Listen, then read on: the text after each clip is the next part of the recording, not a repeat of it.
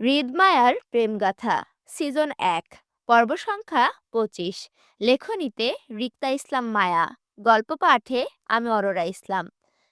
হৃদের কালো মার্সিডিজ গাড়িটা এখন বাড়ির গেট ধরে ঢুকতে বাগান চত্বর থেকে আরাফ খান তাকালো সেদিকে। বাড়ির মালিদের সঙ্গে দাঁড়িয়ে কাজ দেখাচ্ছিলেন তিনি। অসময়ে হৃদের গাড়িটা বাড়ির গেটে ঢুকতে দেখে তিনি সেদিকে আগায় হাতের লাঠিটায় ভর করে। আজকাল হৃদের মতিগতি ভালো ঠেকছে না ওনার কাছে। যেই ছেলেকে ধরে বেঁধে চট্টগ্রামে আনা যেত না, সেই ছেলে আজকাল ঘন ঘন পাড়া পড়ছে চট্টগ্রামের মাটিতে। ব্যাপারটা সন্দেহজনক, ভীষণ রকমের সন্দেহজনক। তিনি আরও দুদিন আগে শুনেছিল এই ছেলে চট্টগ্রামে এসেছে, ওনাদের সাথে দেখা না করে মুরাদপুরের ফ্ল্যাটে পড়েছিল দুদিন। কিন্তু কেন পড়েছিল জানা নেই, সেই কারণটা আপাতত তিনি জানেন না। শুনেছে এর মধ্যে বাবা নিহালের সঙ্গে দেখা করেছে হৃদ, কিন্তু ওনাদের কাছে আসেনি, দেখাও করেনি। এমনটাও তো না যে হৃদ চট্টগ্রামে তার বাবার কাজে এসেছে। তিনি বেশ বুঝতে পারেন হৃদ তার মতলবে আজকাল হুটহাট চট্টগ্রামে চলে আসছে। তাছাড়া হৃদ যদি তার বাবার কাজে চট্টগ্রামে আসা হতো, তাহলে মুরাদপুরে না থেকে বাড়িতে আসতো, ওনাদের সাথেই থাকতো। কিন্তু হৃদের মুরাদপুর থাকার পেছনে নিশ্চয়ই সাংঘাতিক ব্যাপার স্যাপার আছে, ওনার মনে হচ্ছে। নয়তো এই ঘাড় ঠেরা হৃদ খান এমনি এমনি কোথাও পড়ে থাকার মানুষ না। যেখানে এই ছেলের বাবা মার বিচ্ছেদের পর নিজের বাড়িতে না থেকে নিজের আলাদা বাড়িতে উঠেছে, সেই ছেলে আর যাই হোক, অন্তত মতলব ছাড়া মুরাদপুরে পড়ে থাকবে না। বিচক্ষণ আরাফ খান হাতের লাঠিটায় ভর করে সামনে এগোলো। হৃদকে দেখল কেমন গুমোট মুখে হনহন করে বাড়ির ভেতরে পথে যেতে। কিন্তু মাঝপথে পথ আটকে দাঁড়ালো আরাফ খান। যাওয়ার পথে বাধা পাওয়ায় বিরক্তিতে কপাল গোটালো হৃদ। আরাফ খান সেদিকে তাকিয়ে বিরক্তির কণ্ঠে বলল, কি সমস্যা, কি চাই? চাই তো অনেক কিছু, কিন্তু তুই তো দিতে অক্ষম। তুই তো আর আমার বউ না, নাতি হোস, দিবি কেমনে? আরাফ খানের রসিকতার কথায় হৃদের বিরক্তি বাড়ে। এমনি মন মেজাজ ভালো না, বউয়ের সাথে রাগারাগি করে এসেছে সে। হৃদ বিরক্তি নিয়ে পাশ কাটতে চাইল আরাফ খানের, কিন্তু আবারও একইভাবে পথ আটকে দাঁড়ালো তিনি। জহুরি দৃষ্টিতে হৃদের পা থেকে মাথা অবধি পরখ করল এবার। হৃদের বাম হাতের কবজিতে বেশ বড়সড় একটা ব্যান্ডেজ দেখে চোখ পড়ল। সাথে কপালেও দেখল একটা ওয়ান টাইম ব্যান্ডেজ করা। এই অল্প সময়ে তিনি ভাবলেন হৃদ হয়তো মারামারি করে নিজের মাথা আর হাত ফাটিয়ে আসছে। তাই তিনি তীক্ষ্ণ গলায় হৃদকে প্রশ্ন করে, তোর এই অবস্থা কেন হলো? কি করে এসেছিস তুই? হৃদের সোজাসাপটা উত্তর, বিয়ে করে এসেছি।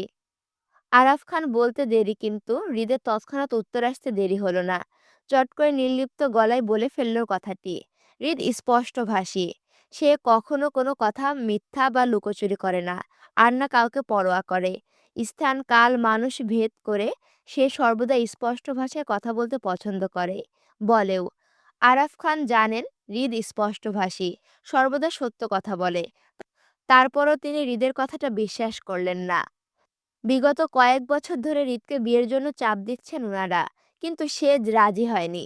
এমনকি হৃদ বিয়ে করবে না বলে এই নিয়ে বাসায় তুমুল হুলুস্থুলুস পাকিয়েছিল। কত কাহিনী করলো হৃদ বিয়ে করবে না বলে। সেই জন্য তো বাধ্য হয়ে হৃদ থেকে ৩ বছর ছোট ২৭ বছরের ফাহাদকে বিয়ে করালো। নয়তো হৃদকেই আগে বিয়ে করাতেন ওনারা। এখন এত কাহিনীর পর যদি হঠাৎ করে হৃদ এসে বলে সে বিয়ে করে এসেছে, তাহলে ওনারা বিশ্বাস করবে না, এটাই স্বাভাবিক। হলোও তাই। আরাফ খান হৃদের বিয়ের কথাটা এক রতেও বিশ্বাস করেনি। উল্টো তিনি ভাবলেন হৃদ ওনার সাথে হেয়ালি করছে। সেজন্য তিনিও হৃদের সাথে হেয়ালিপনা করেই বলল, বিয়ে করে এসেছিস ভালো কথা, কিন্তু তোর এই অবস্থা কেন? বিয়ে করতে কি আর যুদ্ধ করা লাগে নাকি? আঘাত পেয়েছিস কিভাবে? আবারও হৃদের দায়সারা উত্তর আসলো, বউ মেরেছে। বউ মেরেছে? আরে সাবাস, বউয়ের হাতের মার খেয়ে এসেছিস অবশেষে। আমার তো গর্ববোধ হচ্ছে তোর বউয়ের ওপর হৃদ। বাপরে, কি সাংঘাতিক ব্যাপার স্যাপার! হৃদ খানকেও কেউ পিটায়? তোর বউকে তো আমার একটা ধন্যবাদ দেওয়া দরকার হৃদ। বাঘিনীর বাচ্চা সে, তোকে মারার মতো দুঃসাহসিক কাজটা সে করে ফেললো। আরাফ খানের কৌতুক কথায় দাঁতে দাঁত চাপল হৃদ। রাগ বাড়ছে, সেজন্য চোয়াল শক্ত হচ্ছে জেদে। সামনে থেকে সরো দাদা ভাই, ভালো লাগছে না। হৃদ আবারও পাশ কাটাতে চাইলে ফের বাধা দিল আরাফ খান। তিনি যেন আজ শপথ করেছে হৃদকে সর্বোচ্চ বিরক্ত করবে। তিনি হৃদের পথ আটকে দাঁড়াতে দাঁড়াতে একইভাবে খোঁচা মেরে বলল, আমাকে তোর ভালো লাগবে না এটাই স্বাভাবিক। আমি কি তোর বউ লাগি যে আমাকে তোর ভালো লাগবে? ভালো লাগার মানুষের কাছে তো মায়ের খেয়ে এসেছিস। আর কি চাই বল? এমন বউ সোহাগার স্বামী কতজন হতে পারে? তুই তো সাংঘাতিক কপাল নিয়ে জন্ম নিয়েছিস হৃদ। সোজা স্বামী পেটা বউ পেয়েছিস। তোর ভাগ্যটা ভালো বুঝলি? আমাদের বউ তো খালি আদর করে, মারে না। হেবি না? আরাফ খানের খোঁচা মারা হেঁয়ালি কথায় হৃদ দাঁতে দাঁত পিষে জোরপূর্বক আরাফ খানকে পাশ কাটিয়ে হনহন করে গেল বাড়ির ভেতর। হৃদকে চলে যেতে দেখে বৃদ্ধ বয়সে ঝুলন্ত চামড়ায় সুন্দর হাসলেন তিনি। হৃদের চলে যাওয়ার দিকে হাসতে হাসতে ঘুরে সামনে তক্ষুনি চোখ পড়ল আসিফকে। হৃদের গাড়ি পার্কিং করে এদিকটায় আসছে, কিন্তু আসিফের ভাবভঙ্গিমা এমন যে সে চুরি করে ধরা পড়ে যাওয়ার ন্যায় অবস্থা। আরাফ খান তীক্ষ্ণ দৃষ্টি ফেলে আসিফের চোরের মতো মতিগতিটা চট করে ধরে ফেলল। আসিফ যে ওনার হাত থেকে রক্ষা পাওয়ার জন্য এমন চোরের মতো পলায়ন করতে চাইছিল, সেটা বুঝতে পেরে তিনি আসিফের ভয়টা আরো বাড়িয়ে দিয়ে তক্ষুনি হাঁক ছেড়ে ডাকলো আসিফকে, এই হৃদ ভাইয়ের বলদ, এদিকে আয়।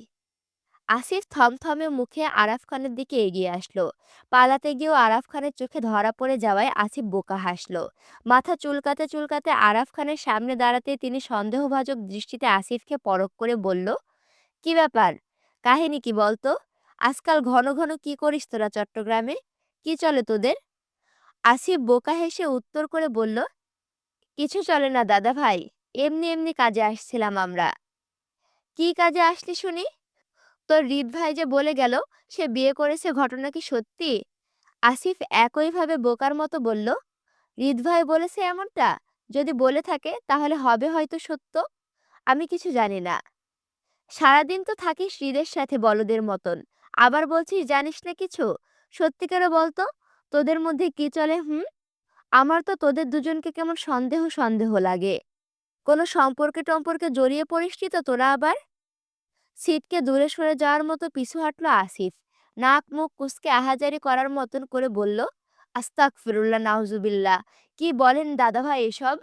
হৃদ ভাই আমার বস হয়। আমার কাজই হৃদ ভাইয়ের সঙ্গে সঙ্গে থাকা, নয়তো আমি মেয়েতে ইন্টারেস্ট। তোদের ইন্টারেস্ট বুঝবো কেমনে, হ্যাঁ? কোন দিন দেখলাম না তো দুই বলদের এক বলদে একটা মেয়ে পটাইতে। খালি বলদের মতো সারাদিন একজন আরেকজনের নাম ডাকিস। তুই জপিস হৃদ ভাই করে, আর তোর হৃদ ভাই মরে আসিফ আসিফ করে।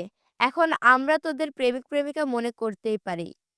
নাউজুবিল্লাহ, কথাবার্তা বললেন না দাদা ভাই। হৃদ ভাইয়ের ভাবি আছে। ভাই শুনলে আমাকে ঝাড়বেন। হৃদ ভাইয়ের ভাবি আছে মানে? হৃদ ভাই কি ভাবিতে ইন্টারেস্ট নাকি? আমতা আমতা করে আসিফ বলল, না মানে হৃদ ভাইয়ের ভাবির সাথে সম্পর্ক আছে। আরাফ খান অবাক হওয়ার মতো করে বলল, কি বলিস এসব? হৃদ শেষমেশ কোন ভাবির সাথে সম্পর্কে জড়ালো আসিফ? বউটা কার? কার বউয়ের সাথে পরকিয়া করছে হৃদ? ভয়ে ভয়ে ভেতরটা মোচড় দিয়ে উঠল আসিফের। কথায় কথায় সে অনেক কিছু বলে ফেলেছে আরাফ খানকে। যদি এসব কথা হৃদের কানে যায় তো আসিফকে আস্ত রাখবে না। হৃদ পছন্দ করে না ওর পার্সোনাল লাইফ সম্পর্কে কাউকে শেয়ার করা। আসিফ আরাফ খানের কথার ফ্যাসাদে পড়ে কিভাবে কিভাবে মুখ ফসকে কথাগুলো বেরিয়ে গেছে। এখন আসিফ যদি আর কিছুক্ষণ আরাফ খানের সম্মুখে দাঁড়িয়ে থাকে, তাহলে তিনি খুঁচিয়ে খুঁচিয়ে বাকি কথাগুলো আসিফের পেট থেকে বের করে নেবেন নিশ্চিত। আসিফ নিজেকে বাঁচাতে হঠাৎ করে দৌড় লাগালো বাড়ির ভেতরের দিকে। আকস্মিক ঘটনায় হতভম্ব হয়ে যায় আরাফ খান। তিনি যখন বুঝতে পারেন আসিফ ওনার থেকে বাঁচতে দৌড় লাগিয়েছে, ঠিক তক্ষুনি আসিফের যাওয়ার পথে খানিকটা চেঁচিয়ে উঠল তিনি। বললেন, আরে আরে বলদ, বলে যা তো, হৃদ কার বউয়ের সাথে পরকীয়া করে বেড়াচ্ছে? মেয়েটা কে? আসিফ দৌড়ে পালাতে পালাতে খানিকটা চেঁচিয়ে জানালো, মেয়েটা আপনাদেরই আত্মীয় হয় দাদা ভাই। আত্মীয় কথাটা মাথায় আসতে আরাফ খানের মাথায় প্রথমেই শশীর নামটা ঢুকলো। মেয়েটার সাথে হৃদের সম্পর্কের কথা শুনেছিল ওনারা আরো কয়েক বছর আগে। দুজনকে বিয়েও দিতে চেয়েছিল ওনারা, কিন্তু শশীর বয়স কম হওয়ায় শশীর পড়াশোনা শেষ হয়নি বলে বিয়ে আর হয়নি। তারপর কি হলো কি জানি, হৃদ বিয়ে করবে না বলে একেবারে বেঁকে বসলো। আরাফ খানের মনে হলো হৃদ আবার হয়তো শশীর সাথে প্রেম সম্পর্কে মজেছে। যদি তাই হয়, তাহলে এবার দুটোকে ধরে হাতে হাতে বিয়েটা সেরে ফেলবেন উনারা। বহমান নদীর স্রোতের মতোই সময় নিয়ে নিজস্ব গতিতে যাচ্ছে। হৃদ মায়ের ওপর রাগ নিয়ে চট্টগ্রাম শহর ছাড়ল আজ গোটা ৩৫ দিন হলো। এতে মায়ের অবশ্য ভাবান্তর নেই। সে হৃদের জন্য মোটেও চিন্তিত নয়, বরং সে সেদিনের পর নিখোঁজ স্বামীকে নিয়ে বেশ চিন্তিত। হৃদ চুক্তিপত্রের কাগজগুলো মায়াকে ফেরত দেয়নি, উল্টো মায়াকে হুমকি ধামকি দিয়ে শাসিয়ে গেল। এখন মায়ের ভয় হয়, যদি হৃদ কোনোভাবে মায়ের নিখোঁজ স্বামীর ক্ষতিটতি করে বসে তো। মায়ের তো নিজের স্বামীর জন্য অস্থির। উন্মাদনা হয়ে সেই দিন হৃদের হাতে মার খেয়ে বাসায় এসে প্রথমে নিজের স্বামীকে ফোন দিয়েছিল খোঁজ নিতে। হৃদ মায়ের স্বামীর ক্ষতি করার আগে সাবধান করতে চেয়েছিল লোকটাকে, কিন্তু আফসোস, মায়ের ফোন কলে সেই দিন হাতের আজ পর্যন্ত লোকটা রিসিভ করেনি, আর না কল ব্যাক করেছে। মায়া জানে না কেন লোকটা মায়ের কল রিসিভ করে না। মায়া মনে করলো সেই প্রথম রাতে ওই লোকটার সাথে রাগারাগি করে অনেক কিছু বলে ফেলেছে বিধায় এখন মায়ার স্বামী অপমানিত হয়ে ওর কল রিসিভ করছে না। আসলে দোষটা মায়াই। মায়া বাড়াবাড়ি করে অনেক কথা বলে ফেলেছিল সেই দিন। প্রথম ফোন আলাপে এত বাজে ব্যবহার করা ঠিক হয়নি মায়ার। মায়ের কষ্ট বাড়ে, সেই সাথে সঙ্গী হয় কান্না। দিশেহারা মায়া হঠাৎ করে কেমন যেন উদাসীন হয়ে পড়ল সবকিছুর ওপর। কিশোরী মনটাকে বুঝতে না পেরে প্রায় প্রতিদিন নিখোঁজ স্বামীর খোঁজ নিতে কল দেয় হৃদকে। ব্যাপারটা স্বাভাবিক হলে হতো, হৃদ মায়ের কল রিসিভ করত, স্বাভাবিকভাবে অপরিচিত থেকে বউয়ের সাথে ফোন আলাপ চালাতো। কিন্তু বিষয়টা হৃদের কাছে স্বাভাবিক ঠেকল না। যবে থেকে বুঝতে পারলো মায়ের হৃদকে নিয়ে পজিটিভ কিছু চিন্তা করছে না, তবে থেকে সে অস্থির হলো। হৃদ মায়ের স্বামী হয় এটা সত্যি যদি মায়া কখনো জানতে পারে, তাহলে সে হৃদকে স্বামী হিসেবে মানতে নারাজ হবে, তার থেকে তালাক চাইবে। এই কথাটা হৃদের মাথায় আসতে হৃদের শরীরে রাগে টগবগে উঠে তীর তীর করে। এই রাগে জিদে হৃদ মায়ের কোনো ফোন কল রিসিভ করে না, আর না কল ব্যাক করে। বরং হৃদ ইচ্ছা করে মায়াকে ইগনোর করে। হৃদ শুরু থেকে মায়ের সাথে সম্পর্ক ছাড়তে চায়নি, বরং তার অজানা বউ সম্পর্কে প্রথমে জানার কোনো ইন্টারেস্ট ছিল না। কিন্তু হঠাৎ করে মায়াকে প্রথম দেখে সে সন্দেহর বশে অজানা বইয়ের খোঁজ করলো। তারপর বইয়ের হদিশ না পাওয়ায় হৃদ এক প্রকার জেদ নিয়ে বউকে খুঁজে বেড়ায়। খুঁজে খুঁজে যখন হৃদ দিশেহারা হয়ে উঠেছিল বউকে না পেয়ে, তখন হৃদের মনে অজানা অচেনা বউয়ের প্রতি অস্থির টান আর প্রচুর ইন্টারেস্ট জন্মেছিল। তারপর সে ইন্টারেস্ট থেকে আজ এ পর্যন্ত এসে দাঁড়ালো। অবশেষে বউকে খুঁজে পেল। কোনো এক অজানা অধিকার নিয়ে বউকে খুঁজে পাওয়ার প্রথম দিনই থাপ্পড় মেরে বসলো রাগে। তারপর হৃদ কেমন কেমন করে যেন বউয়ের প্রতি নজর রাখতে শুরু করলো। বউয়ের চারপাশটা তার হাতের মুঠোয় রাখলো। তবে তখনও হৃদ বউকে নিয়ে শিওর ছিল না তারা ভবিষ্যতে একত্রে হবে কিনা, বা আদৌ সে এই লুকায়িত সম্পর্কটার সাথে জড়াতে চায় কিনা। কিন্তু যবে থেকে বুঝতে পারলো তার বউ তার জন্য দিশেহারা অস্থির পাগল হয়ে আছে তারই খোঁজে, তবে থেকে হৃদের দৃষ্টি বদলালো। বউ তাকে না দেখে না জেনেই ভালোবাসে। সে খারাপ কোনো মানুষ হতে পারত, এমনটা জেনেও তার সাথে সংসার করতে চাওয়া মনোভাবটা হৃদকে খুবই আকৃষ্ট করেছে। এই যে তার বউ তাকে খুঁজে পাওয়ার জন্য দিশেহারা হয়ে আছে, এই হৃদকে প্রচুর মানসিক শান্তি দেয়। ভাবে তার বউ তাকে ভালোবাসে, আর বইয়ের এই ভালোবাসাটা অনুভব করতে গিয়েই কিভাবে যেন হৃদ বইয়ের মায়ায় পা পিছতে পড়ে যায় একেবারে মুখ থুবড়ে। সেই মায়া কাটিয়ে ওঠার সাধ্য আর হৃদের নেই। হৃদ অনুভব করতে পারে তার বইয়ের প্রতি তার টানটা দিন দিন বেড়েই চলেছে। তার মনে হচ্ছে সে খুব শীঘ্রই এই বইয়ের জন্য পাগল টাগল হয়ে যাবে। এখন তার এমন একটা অস্থির অবস্থা হয়েছে যে তার বউ যাই করুক না কেন, সবই তার ভালো লাগে। মনে হয় তার সাথে এমন আধা পাগল বউটাকেই মানায়। জীবনে এন্টারটেনমেন্টের জন্য হলেও এমন একটা আধা পাগল বউ থাকা জরুরি। এই যে তার বউ তাকে এত আগ্রহ নিয়ে দিনে দিনে অবসেশন জেদ্দি পাগল বানাচ্ছে, আর সে দুর্বল হাটে পরিণত হচ্ছে, পাগল হচ্ছে। এখন যদি শুনতে হয় তার বউয়ের ভালোবাসা মূলত তার জন্য নয়, তাহলে কেমনটা লাগে? কোনো স্বাভাবিক ব্যক্তি কি স্বাভাবিক থাকতে পারবে? স্বাভাবিকের ন্যায় মাথা গরম হয়ে যাবে না? হৃদের অবস্থাও সেম। সে সে পারছে বউকে থাপড়িয়ে লাল লাল করে দিতে। বেয়াদব বউ একটা কপালে জুটেছে তার। এই বউয়ের জন্য সারাক্ষণ হৃদের মন মেজাজ গরম হয়ে থাকে। সে এমনি রাগী রগচটা মানুষ, অল্পতেই রেগে যাওয়া ব্যামো আছে। সেখানে বউটার জন্য মাথাটা তার আরো গরম হয়ে থাকে আজকাল। মনস্তাত্ত্বিক চিন্তাভাবনায় হৃদ ফুঁস করে নিঃশ্বাস ফেলল। অফিস কক্ষে থাই গ্লাস ভেদ করে তাকালো ব্যস্ত শহরের দিকে। বউটার জন্য কেমন মন পুড়ছে তার, কিন্তু তারপরও সে নিরুপায়। সে বউকে নিচ থেকে ধরা দিবে না বলে জিদ ধরে বসে আছে, আর সেই জিদ এখনোই মন পুড়ছে। হৃদ হাতে হাতে ল্যাপটপের শাটার টেনে বন্ধ করলো। কিছুই ভালো লাগছে না বলে হৃদ উঠে দাঁড়াতে গিয়ে টেবিলের উপরে রাখা অবহেলিত আধুনিক ফোনটা তক্ষুনি ভাইব্রেট করে উঠল। হৃদ উঠে দাঁড়াতে দাঁড়াতে সেদিকে তাকালো। চোখে ভাসমান হলো বেয়াদব বউ নামটি। হৃদ কলটি রিসিভ করলো না, বরং অবহেলিতভাবে ফোনটাকে জায়গায় পড়ে থাকলো। সে আপাতত বউয়ের ফোন রিসিভ করবে না বলে জিদ করে আছে। যেভাবে হৃদের মনটা পুড়ছে ঠিক সেভাবে বউকেও তার দহনে পোড়াবে বলে স্থির করলো। হৃদ ফোন রিসিভ না করায় মায়া উদাস মনে কান থেকে ফোন নামিয়ে টেবিলের ওপরে রাখলো। হতাশায় ভারী নিঃশ্বাস ফেলে আবারও কল দিতে চাইলে পাশ থেকে বাধা দিল জুই। রাগান্বিত গলায় বলল, তুই এত আত্মসম্মান বোধ ছাড়া কিভাবে হলি ঋতু? একটা মানুষ তোর ফোন রিসিভ না করে, তারপরও বেয়ামি করে রোজ রোজ কেন কল দিস তুই? তোর লজ্জা থাকা উচিত। কলেজ ক্যান্টিনে দ্বিতীয় তলার কোনায় টেবিলে গোল হয়ে বসে চার বান্ধবী। মায়ের মুখোমুখি জুই বসে কপাট রাগ দেখিয়ে কথাগুলো বলল মায়াকে। মায়া জুইকে কথার উত্তর দিয়ে দৃঢ় মনে বলল, লজ্জা আত্মসম্মান বোধ দুটোই আছে আমার জুই, কিন্তু তাই বলে সব জায়গায় আত্মসম্মান বোধ দেখাতে নেই। বিশেষ করে একটা সম্পর্ক সুস্থ রাখতে গেলে মাঝে মধ্যে নিজের আত্মসম্মান বোধ খোয়াতে হয়। সব জায়গায় সবকিছু চলে না।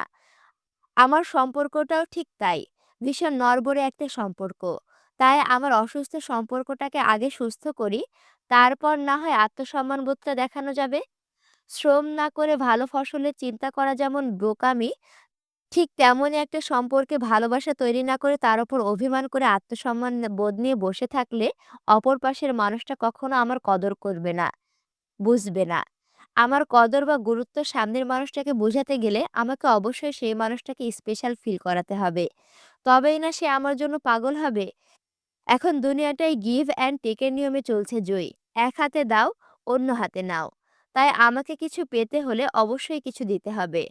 আজ আমি তাকে পাত্তা দিচ্ছি, কাল সে আমাকে গুরুত্ব দেবে। এটাই তো নিয়ম, তাই না? মায়ের জ্ঞানী জ্ঞানী কথায় বেশ অসন্তুষ্ট হলো জয়ী। তারপরও রাগ রাগ নিয়ে বলল জয়ী, তুই এত পাত্তা দেওয়ার পরও যদি ওই লোকটা থেকে গুরুত্ব না পাস তাহলে কি করবি তুই তখন? মায়ের উত্তর আসলো একইভাবে। দৃঢ়তা দেখিয়ে বলল, সে আমাকে গুরুত্ব দেয় জয়ী। আর দেয় বলে সে আজ পর্যন্ত আমার কলটা কখনো কেটে দেয়নি। আর না আমার নাম্বার দেখে ব্লক লিস্টে ফেলেছে। আমার কি মনে হয় জানিস জুই, লোকটা কোনো কারণে হয়তো আমার উপরে রাগ করে আছে। আর সেই রাগ নিয়ে হয়তো আমার সাথে কথা বলতে চাইছে না। হতে পারে আমার প্রথম দিনের ব্যবহারে লোকটা অসন্তুষ্ট। আমার উচিত হয়নি তার সাথে ওইভাবে রাগ করে কথা বলা। মায়ের কথায় এবারও যে অসন্তুষ্ট গলা ঝেড়ে বলল, তোর কাছে আদৌ তোর জামাইয়ের কোনো দোষ পাওয়া যাবে বলে তো মনে হয় না। তোর জামাই তো নিষ্পাপ মানুষ। মায়া ফোন চাপতে চাপতে ছোট করে সম্মতি দিল। হুম। জুই নাক মুখ কুঁচকে বলল, জামাই পাগলি।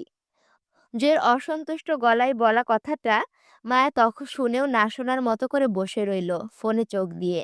হাতের টাচে আবারও কল লাগালো রিতকে। কিন্তু এর মাঝে ফোরন কেটে শ্রেয়া মায়ের কল কেটে দিয়ে হড়বড় করে বলতে লাগলো, মা একটা কাজ করলে কি হয়? তোর জামাই কেমন লোক তার চরিত্রের একটা পরীক্ষা করে দেখ আগে। তুই তো তাকে ভালোবাসিস, তাই না? তোর জানা উচিত লোকটা কেমন চরিত্রের। তাছাড়া লোকটা তোর কল রিসিভ করে না, হয়তো পরিচিত নাম্বার দেখে। তুই একটা অপরিচিত নাম্বার থেকে লোকটাকে কল দিয়ে দেখ রিসিভ করে কিনা। বা অপরিচিত মেয়েদের সাথে সে কেমন স্বভাব রেখে কথা বলে। এই নিয়ে একটা পরীক্ষা তো করাই যায়, তাই না? মায়া সরল চোখে তাকালো শ্রেয়ার দিকে। কথাটা মন্দ বলেনি শ্রেয়া। একটা পরীক্ষা তো মায়া করতেই পারে, জামাইয়ের চরিত্র পরীক্ষা করতে, তাই না? মায়ের নাম্বারটা দিয়ে তো একবার কথা বলেছিল ওরা। সেই জন্য হয়তো লোকটা মায়ের নাম্বারটা চিনতে পেরে এখন রিসিভ করে না। তাই মায়ের শ্রেয়ার কথাটা এক মুহূর্তে বেশ যুক্তিসঙ্গত মনে হলো। কিন্তু কথা হলো, কার ফোন দিয়ে কল করবে? এই কথাটা জানাতেই নাদিয়া তক্ষুনি নিজের ব্যাগ থেকে মোটামুটি দামি একটা ফোন বের করে দিল মায়াকে। মায়া সেটা সহজভাবে গ্রহণ করলো। নাদিয়া বেশ ভালো পরিবারের মেয়ে। অনেক টাকা পয়সা আছে নাদিয়ার বাবার। সেক্ষেত্রে নাদিয়ার হাতে একটা দামি ফোন থাকা অস্বাভাবিক কিছু না। মায়া হৃদের মুখস্থ নাম্বারটা হাতে হাতে নাদিয়ার ফোনে টাইপিং করে হৃদকে কল লাগালো। মায়া বেশ দৃঢ় ছিল হৃদ এই অপরিচিত নাম্বারটা দেখে কল রিসিভ করবে না। কিন্তু হৃদমা দৃঢ়তা ব্যাচক করে কয়েক সেকেন্ডের মধ্যে কলটা রিসিভ করে ফেলল। এতে মায়া হতাশ হলো। মায়া ভারী হতাশায় ডুবে গিয়ে বলল, হ্যালো বাবু। কে? আমি তোমার বাচ্চার মা। মায়াকে ফের হতাশায় ডুবিয়ে দিয়ে হৃদ উৎফুল্লতা দেখিয়ে কথা মিলিয়ে বলল, হ্যাঁ বাবু বলো। I miss you. I miss you too বাবু। মায়া উদাস গলায় বলল, আমার বাবু কি করে? তোমার বাবু তার বাবুর আম্মুকে বসে বসে মিস করে যান। তাহলে আজকে বাসায় তাড়াতাড়ি চলে আসো, আমি অপেক্ষা করছি। হ্যাঁ বাবু, আর একটু পরেই চলে আসব। আমার বাবু ডেকেছে আর আমি না এসে পারি বলো? আজকে রাতে খেলা হবে যান, তুমি আর আমি। মায়া লজ্জায় থমথমে খেয়ে বসে রইল। লোকটা এমন উল্টোপাল্টা কথা বলবে সেটা ধারণাতেই ছিল না মায়ার। মায়া থমথমে খেয়ে চোখ তুলে তাকালো মুখোমুখি বসা জুই, শ্রেয়া আর নাদিয়ার দিকে। সবাই উৎসুক হয়ে তাদের কথা শুনছে আগ্রহ নিয়ে। ফোনটা লাউড স্পিকারে দেওয়া। মায়া এক পলক জুই, নাদিয়া, শ্রেয়াকে দেখে নিয়ে থমথমে গলায় বলল, বাবু? হ্যাঁ বাবু। মায়া আমতা আমতা করে বলল, I love you. I love you too বাবু। হৃদের কথা বলার সময় আসিফ তাড়াহুড়ো করে ঢুকছিল কক্ষে, হাতে কিছু ডকুমেন্টস নিয়ে। হৃদকে ভাই ডাকতে হৃদ আসিফকে থামিয়ে দিয়ে বলল, এই, ডিস্টার্ব করিস না তো। দেখিস না আমার বাবুর আম্মু ফোন করেছে, ব্যস্ত আমি, তুই বাহিরে যা। আসিফ হতবুদ্ধি হয়ে ড্যাব ড্যাব করে হৃদের দিকে তাকিয়ে থেকে বেরিয়ে গেল আস্তে করে। মূলত আসিফের মাথায় হৃদের কথার আগা মাথায় কিছুই ঢুকলো না। এই বাবুর আম্মুটা আবার কে? হৃদ যখন বাবু জন্ম দিল তাও বুঝলো না। আসিফ বেরিয়ে যেতে হৃদ একই উৎফুল্লতা দেখিয়ে বলল, হ্যালো বাবু বলো, বাচ্চারা কি খেয়ে ঘুমিয়েছে? হ্যাঁ। তা কি খাওয়ালে? মার্কেটে দুধ তো শেষ, আমি তো এখনো আনি নাই। তা তুমি কোথা থেকে দুধ খাওয়ালে? হৃদের বেগতিক কথায় মায়া হড়বড় করে কলটা মিউট করলো। লজ্জায় সিটিয়ে জুইয়ের দিকে ফোনটা এগিয়ে দিতে দিতে বলল, আমি আর কথা বলবো না, তুই কথা বল জুই। লোকটা কেমন কেমন করে যেন কথা বলে, আমার লজ্জা লাগে।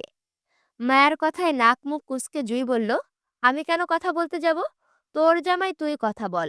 তাছাড়া এসব বেফাঁস কথা তুই আগে শুরু করেছিস। তুই কেন আগে আগে বলতে গেলি তুই তার বাচ্চার মা হোস? এখন তো সে এসব বলবেই, বাচ্চাদের খোঁজ নিবে না। পাশ থেকে শ্রেয়াও জুইয়ের কথায় সম্মতি দিয়ে বলল, ঠিক ঠিক, জুই ঠিক বলেছে। মায়া তুই আগে কথা শেষ কর। কলটা বেশিক্ষণ মিউট করে রাখলে লোকটা বুঝে যাবে আমাদের ফোন দিয়ে। শ্রেয়ার কথায় মায়া তক্ষুনি কল আনমিউট করে ফের কলটা লাউড স্পিকারে রেখে বলল, জান। হ্যাঁ জান। কল মিউট করে কোথায় গেছিলে? বাচ্চারা কি কান্নাকাটি করে তোমাকে বেশি জ্বালাচ্ছে? তুমি কি তাদের দুধ খাওয়াচ্ছ? ঈদের এমন ভয়ঙ্কর ঠোঁট কাটা কথায় মায়া ভারী লজ্জায় আড়ষ্ট হয়ে বসল। সাথে এটা ভাবলো মায়ের জামাই লয়েল না, সে ভিন্ন নারীর সাথে এমনই ফ্লার্টিং করে বেড়ায়। মায়ের চোখে মুখে লজ্জার চেয়ে কষ্টের ছাপ স্পষ্ট হলো। ভারী হতাশ গলায় বলল, আপনার বাচ্চারা দুষ্টু, আপনার মতোই। না জান, এর ক্রেডিট তুমি নাও। আমার বাচ্চারার মা তো নটি হয়েছে। মায়া যখন হৃদের সাথে কথায় পেরে উঠছিল না, তাই অবশেষে হার মেনে বলল, আপনি আমাকে চিনেন? কেন চিনব না? তুমি মাত্রই আমার জন্ম নেওয়া বাবুদের আম্মু। তোমাকে না চিনলে হবে? মায়া হতাশার মুখ ভার করে চুপ করে রইল। মনটা খারাপ।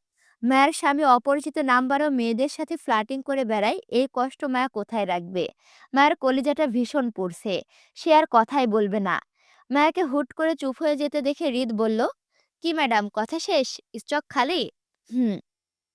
তো এরকম ফাজলামো কি আমার সাথেই প্রথম নাকি লিস্টে আরো আছে? আপনি প্রথম।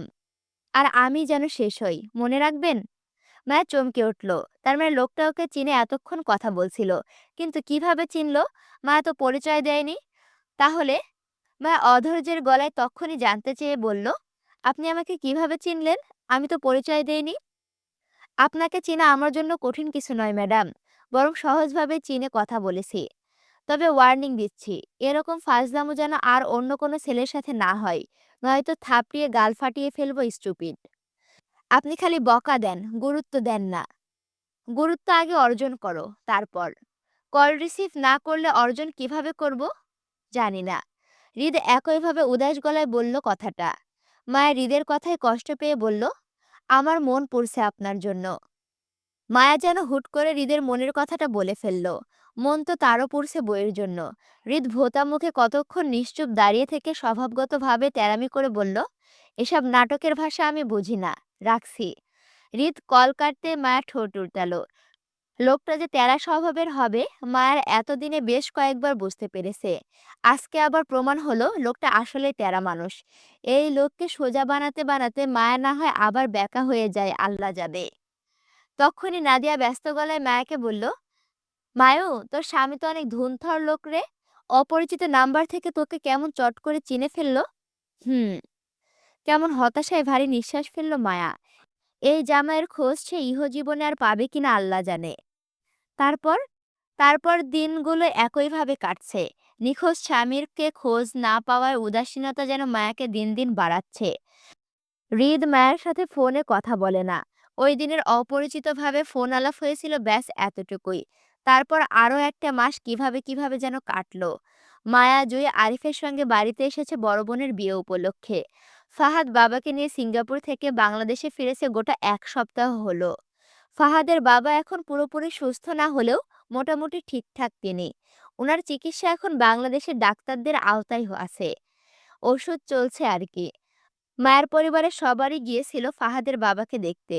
মুক্তা যায়নি। আরও যায়নি মায়া আর জুই। ওদের না যাওয়ার পেছনে কারণ ছিল অবশ্য। দুই পরিবারের মানুষজন বসে আলাপ আলোচনা করে মুক্তার ফাহাদের আনুষ্ঠানিক বিয়ের ডেটটা ফিক্সড করলো সেজন্য। সামনে শুক্রবার বাদ রেখে এর পরের শুক্রবারে বিয়ে। মায়াদের বাড়ির মধ্যে হইচই কাণ্ড। মায়া জুই কত খুশি বোনের বিয়ের কথা বলে। খুশিতে আত্মহারা হয়ে লম্বা লিস্ট বানিয়েছে বিয়েতে কি কি কেনাকাটা করবে তা নিয়ে। মায়ার বাবা খানিকটা চিন্তিত মুখে ছোট মেয়েকে মেয়ের উল্লাস দেখালেন। তিনি বেশ কয়েকদিন ধরে একটা বিষয় নিয়ে চিন্তিত। ওনার ছোট ভাই জামাল সাহেবের সঙ্গেও এই বিষয়ে কথা বলা হয়েছে। তিনি বড় ভাই শফিকুল ইসলামের ওপর দায়ভার চাপিয়ে দিয়েছে, যা ভালো হয় তাই করতে। আপাতত শফিকুল ইসলাম তিনি দ্বিধায় ভুগছেন বলে ওনার বড় ছেলে আরিফকে ডেকে পাঠালেন জরুরি তলবে। খাবার টেবিলে সবাই বসে। মায়া জুই খেয়ে দিয়ে আগেই চলে গেল রুমে বোনের বিয়ে কেনাকাটার বাজারজাত তালিকা করতে। সেই ফাঁকে খাবার টেবিল খালি পেয়ে মনের কথাগুলো পরিবারের সামনে রাখতে চাইলেন শফিকুল ইসলাম। প্রথমে তিনি ছেলের মনোযোগ আকর্ষণ করতে চেয়ে গলা ঝেড়ে বললেন, আরিফ, তোমার সাথে আমার জরুরি কিছু কথা ছিল। বাবার কথায় খাওয়া থেকে মুখ উঠালো না আরিফ, বরং খেতে একইভাবে বলল, আমি শুনতে পারছি বাবা, বলো। শফিকুল ইসলাম এক পলক উপস্থিত সকলের দৃষ্টি পরখ করে নিল। ছোট ভাই জামাল ব্যতীত কেউ ওনার দিকে আপাতত তেমন মনোযোগ নেই। ওনার স্ত্রী ছেলে মেয়েদের বেড়ে খাওয়াচ্ছে। ছোট ভাইয়ের বউ আরিফের পাতে তরকারি তুলে দিচ্ছে। মতো অবস্থায় ওনার কথাগুলো বলা উচিত হবে কিনা জানা নেই। তারপরও তিনি গম্ভীর গলায় ভারী আওয়াজে বললেন, মায়ের জন্য চেয়ারম্যান সাহেবের বড় ছেলের বিয়ের প্রস্তাব এসেছে। আমি তাতে মত দিয়েছি। অমনোযোগী চোখগুলো হঠাৎ করে চমকে উঠে শফিকুল ইসলামের দিকে তাকালো একত্রে সবাই। প্রত্যেকের চেহারা দেখে বোঝা যাচ্ছে সবাই বেশ চমকিয়েছে ওনার কথায়। তিনি একত্রে এতগুলো মানুষের দৃষ্টিতে পড়ে খানিকটা অপ্রস্তুত হলো। এর মধ্যে আরিফ অসন্তুষ্ট গলায় আওড়ালো, মায়া এখনো এসব কিছুর জন্য ছোট বাবা। মাত্রই আমরা মুক্তার বিয়েটা দিচ্ছি, এর মধ্যে মায়ের বিয়ের কথা আসলো কোথা থেকে? তাছাড়া তুমি এসব বিষয়ে মত দাও কিভাবে? মায়া সবার ছোট। ওর বড় জুয়ের বিয়েটা নিয়ে আমরা এখনো চিন্তা করিনি। সেখানে মায়ের বিয়ের কথা কিভাবে চিন্তা করো তুমি? ছেলের রাগান্বিত মুখটার দিকে তাকিয়ে শফিকুল ইসলাম ভারী গলায় বললেন, চেয়ারম্যান সাহেবের বড় ছেলেকে তোমার অচেনা নয় আরিফ। দেখাশোনা, পড়ালেখায় বেশ দারুণ ছেলেটা। Brilliant student. আচার ব্যবহারেও বেশ অমায়িক। ছেলেটা স্টুডেন্ট ভিসা পেয়ে আমেরিকা যাচ্ছে। ওইখানে পড়াশোনা শেষ করে গ্রিন কার্ড পেয়ে বাংলাদেশে আসতে আরও 5 বছর লাগবে। সেজন্য ওরা চাচ্ছিল ছেলেকে বিয়ে করিয়ে রাখতে মায়ের সঙ্গে, যাতে ওইখানে কাবিননামা দেখিয়ে বইয়ের জন্য ভিসা পাওয়া যায়। আরিফ তাতেও তীব্র অমত পোষণ করে বলল, সামান্য একটা ভিসার জন্য তুমি মায়ের বিয়ে এক্ষুনি দিতে চাও বাবা? মায়া এখনো বেশ ছোট মানুষ, 18 হয়নি। এসব বিয়ের ঝামেলায় ওকে এই মুহূর্তে টানলে পড়াশোনার ক্ষতি হবে। আগে পড়াশোনা শেষ করুক, ততদিনে না হয় ছেলের পড়াশোনা শেষ করে আমেরিকা থেকে ফিরুক। তারপর না হয় বুঝ পরামর্শ করে দুজনের সম্মতিতে বিয়েটা দেয়া যাবে। আরিফের কথার অনীহা পোষণ করল জামাল সাহেব ও শফিকুল ইসলাম। শফিকুল ইসলাম কিছু বলবে তার আগে জামাল সাহেব আরিফের উদ্দেশ্যে বলে, এরকম ভালো সম্বন্ধ হাতের কাছে পেয়ে ফেরানোটা উচিত হবে না আরিফ। তাছাড়া আমরা এক্ষুনি মায়াকে বিয়ে দিয়ে বিদায় করে দিচ্ছি না। চেয়ারম্যান সাহেবের বংশ ভালো, ছেলেটাও ভালো। আমাদের হাতের কাছে ছেলে, কত নম্র ভদ্র। তাছাড়া ওরা শুধু চাচ্ছে দুই পরিবারের মধ্যে অকত করে রাখতে। মায়া এক্ষুনি সংসার শুরু করবে না। ছেলে দেশে ফেরার পর আনুষ্ঠানিকভাবে তুলে দেওয়া হবে মায়াকে। আমরা কেউ মায়ের খারাপ চাইব না আসিফ। বাপ চাচার কথা একেবারে ফেলে না দিয়ে তুমি কিছুদিন সময় নাও। চেয়ারম্যান সাহেবের সাথে কথা বলো। ছেলেটাও পরখ করো। তোমার যদি কোনো কিছুতে খারাপ মনে হয় তখন না হয় আমরা সম্বন্ধটা ফিরিয়ে দিব। কিন্তু কোনো যাচাই বাচাই না করে হুট করে বিয়েটা ফিরিয়ে দেওয়া ঠিক হবে না। আমি আর ভাই এই বিষয়টা নিয়ে বেশ কয়েকবার ধরে যাচাই করেছি। খারাপ কিছু চোখে পড়েনি। তুমি এই বাড়ির বড় ছেলে, এবার দায়িত্ব তোমার। তুমি বিয়েটা নিয়ে যাচাই বাছাই করো। মুক্তার বিয়েটা পর্যন্ত অন্তত সময় নাও। মুক্তার বিয়েটার পর না হয় আমাদেরকে জানাও তোমার মতামত কি। তবে আমরা আশা করব তুমি ভুল কোনো সিদ্ধান্ত নিবে না। মায়া আমাদেরও মেয়ে হয়। ওর চিন্তা আমাদেরও আছে। জামাল সাহেবের কথায় আরিফ হ্যাঁ বা না তেমন কিছু বলল না। শুধু ধীর স্থিরভাবে নিজের খাওয়ায় মনোযোগী হলো। আরিফকে চুপ করে থাকতে দেখে জামাল সাহেব বুঝলেন আরিফ ওদের কথায় সম্মতি জানিয়ে সে এই বিয়েটা নিয়ে ভাববে। উপস্থিত সবাই খাবার টেবিলে নিশ্চুপ হয়ে খেতে লাগলো। কেউ আর আগ বাড়িয়ে কোনো কথা বলল না। শফিকুল ইসলাম খেতে খেতে নীরবতা ভেঙে আবারও গম্ভীর গলায় বলল, তুমি চট্টগ্রামে ফিরে যাচ্ছ কবে? কাল রাতের ট্রেনে ফিরবো বাবা। আবার কবে আসবে? এক সপ্তাহ পরে ফিরে আসবো। হাতের কাজগুলো শেষ করে চলে আসবো। মায়া আর জয় যাবে না তোমার সাথে? না বাবা, ওদের নিব না। এখন গিয়ে আবারও ১ সপ্তাহ পর ফিরে আসাটা ঝামেলা হয়ে যাবে। ওরা থাক, বিয়ের শপিং-টপিং করুক। আমি খুব জলদি ফিরে আসব। হুম। খাবার টেবিলে খাওয়া-দাওয়ার পাট চুকিয়ে সবাই যার যার মতো করে চলে গেল। অথচ মায়া জানলই না ওর অগোচরে ওর বিয়ের তোড়জোড় চলছে বড়দের মধ্যে। আরিফ বাপ চাচার কথার মতো সে চেয়ারম্যান সাহেবের বড় ছেলে নাদিমের সঙ্গে দেখা করল। নাদিমকে আরিফের বেশ ভালোই লাগলো। বেশ আন্তরিকতার ছেলে। তেমন খারাপ কিছু চোখে পড়েনি। তারপরও আরিফ এই মুহূর্তে তার মতামত দিতে পারল না। ভাবল আগে মুক্তার বিয়েটা শেষ করুক, তারপর না হয় সে এই বিয়েটা নিয়ে চিন্তা করবে। কেমন আছো তোমরা সবাই? আমি আছি আলহামদুলিল্লাহ ভালো। কে কোথা থেকে ভিডিও দেখছো অবশ্যই কমেন্ট করে জানাবে।